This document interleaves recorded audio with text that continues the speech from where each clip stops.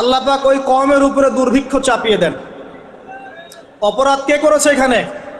শাসক না জনগণ? নিজে ভালো হন, নিজে ভালো হন, সব ঠিক হয়ে যাবে ইনশাআল্লাহ। একটা হাদিসে এসেছে, যখন জনগণের মধ্যে অশ্লীলতা বেড়ে যায়, বেহায়াপনা বেড়ে যায়, বেপরদামি বেড়ে যায়, আল্লাহ রাব্বুল আলামিন তখন এমন কিছু রোগ ব্যাধি পাঠান যেগুলো আগে ছিল না। এই বেহায়াপনা কে করছে? আমি না আপনি? কেউ চাপিয়ে দিচ্ছে বেহায়াপনা? বেপরদা চলছে কারা? আমার মা বোনেরাই তো। আমরা কি আমাদের ঘরকে ঠিক করতে পেরেছি? আল্লামা তাকি উসমানী হাফিজাহুল্লাহ তিনি একটা বই লিখেছেন, তাসকিয়া তাসাউফ। এই বইটার মধ্যে একটা আয়াত এনেছেন, সূরা মাইদার একটা আয়াত। এই একটা আয়াত দিয়ে পুরো বইটা শেষ করেছেন।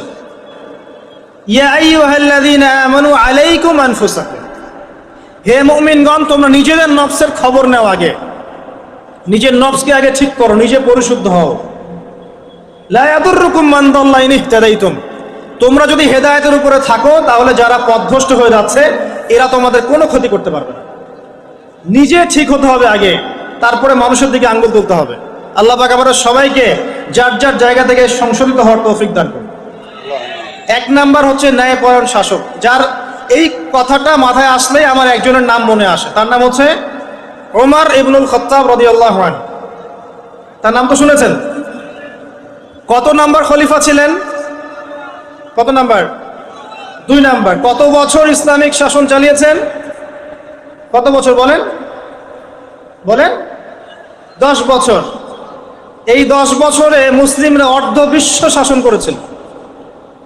একদম আফ্রিকা থেকে শুরু করে চায়না পর্যন্ত পুরো অর্ধবিশ্ব মুসলিমদের নখদর্পণে ছিল। ওমর রাদিয়াল্লাহু আনহু এই মাটির তখতে শুয়ে খেজুর গাছের নিচে ঘুমিয়ে অর্ধবিশ্ব শাসন করেছে। ন্যায় বিচার। কয়েকটা দেখাচ্ছি। ইমামুন আদিলের বৈশিষ্ট্য, তার ছেলে মদ পান করেছিল, শুনেছেন না? ওমর রাদিয়াল্লাহু আনহু ছেলে মদ পান করেছে, কাজী দৌড়া দিচ্ছে 40টা দৌড়া। কাজী একটু আস্তে আস্তে দৌড়া দিচ্ছিল। ওমর রাদিয়াল্লাহু আনহু এটা দেখে নিজের হাতে সেই চাবুক তুলে নিয়ে নিজেও মারা শুরু করলেন। 40টা দৌড়া পার হওয়ার আগেই ছেলে স্পট ডেড। এরপরে বাকি যে দৌড়াগুলো ছিল, এই দৌড়াগুলো তিনি ছেলের কবরের উপর মেরেছেন। ইমামুন আদিল।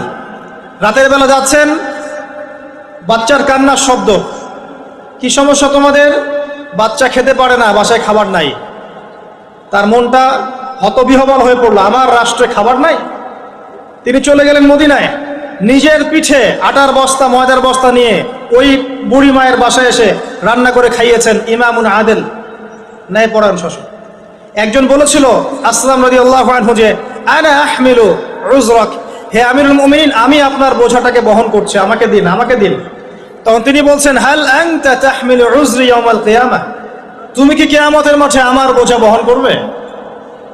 এ হচ্ছে ইমামুন আদিল। আবু বকর সিদ্দিক বিশাল দায়িত্ব পালন করার পরেও ফজরের নামাজের পর কোথায় জানি চলে যেতেন। ওমর রাদিয়াল্লাহু আনহু ফলো করছেন, কোথায় যান প্রতিদিন ফজরের পরে। একদিন দেখলেন তিনি অনেক দূরে একটা পাহাড়ের গুহায় ঢুকে যাচ্ছেন।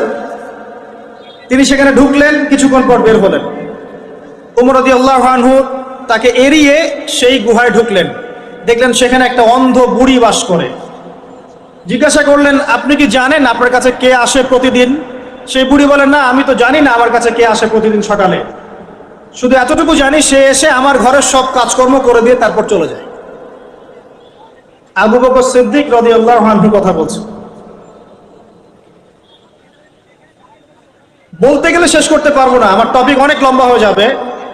এতটুকু শোনেন, ন্যায় বিচার করার জন্যে ইসলামী মানদণ্ড নয়। একজন মানুষ যদি অমুসলিমও হয় সে ন্যায় বিচার করতে পারে যদি মনুষ্যত্ব থাকে।